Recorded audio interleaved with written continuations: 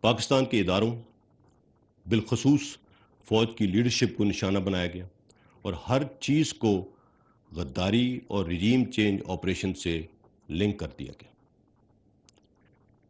یہی وہ وقت تھا جب ارشد شریف صاحب اور دیگر کئی صحافیوں اور سوشل میڈیا ایکٹیوسٹس کو ایک مخصوص بیانیہ فیڈ کیا گیا جس کی حقیقت بھی بہت حد تک واضح ہو چکی ہے۔ ذہن سازی کے ذریعے قوم اور افواج پاکستان میں سپاہ اور لیڈرشپ میں نفرت پیدا کرنے کی مذموم کوشش پاکستان اور پاکستان کے اداروں کو دنیا بھر میں بدنام کرنے کی کوئی کسر باقی نہیں چھوڑی گئی۔ اس میڈیا ٹرائل میں ARY چینل نے بالخصوص پاکستان آرمی اور لیڈرشپ کے حوالے سے ایک جھوٹے اور سازشی بیانیے کو فروغ دینے میں اسپن ڈاکٹر کا کردار ادا کیا اور ایجنڈا سیٹنگ کے ذریعے فوج کے خلاف ایک مخصوص بیانیے کو پروان چڑھایا۔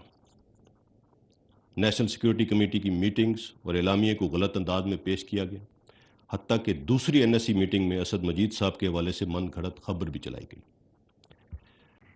پاکستان کے اداروں بالخصوص فوج کی لیڈرشپ کو نشانہ بنایا گیا اور ہر چیز کو غداری اور رجیم چینج آپریشن سے لنک کر دیا گیا۔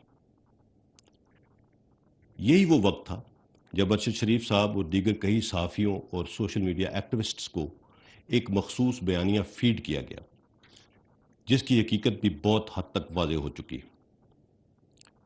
ذہن سازی کے ذریعے قوم اور افواج پاکستان میں سپاہ اور لیڈرشپ میں نفرت پیدا کرنے کی مذموم کوشش پاکستان اور پاکستان کے اداروں کو دنیا بھر میں بدنام کرنے کی کوئی کسر باقی نہیں چھوڑی گئی۔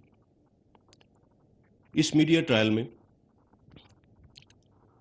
ARY چینل نے بالخصوص پاکستان آرمی اور لیڈرشپ کے حوالے سے ایک جھوٹے اور سازشی بیانیے کو فروغ دینے میں اسپن ڈاکٹر کا کردار ادا کیا اور ایجنڈا سیٹنگ کے ذریعے فوج کے خلاف ایک مخصوص بیانیے کو پروان چڑھایا۔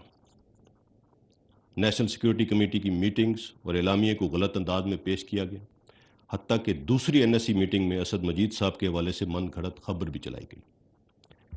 YouTube پر گوگلی ٹی وی دیکھنے کے لیے youtube.com کی سرچ بار میں گوگلی ٹی وی ٹائپ کریں۔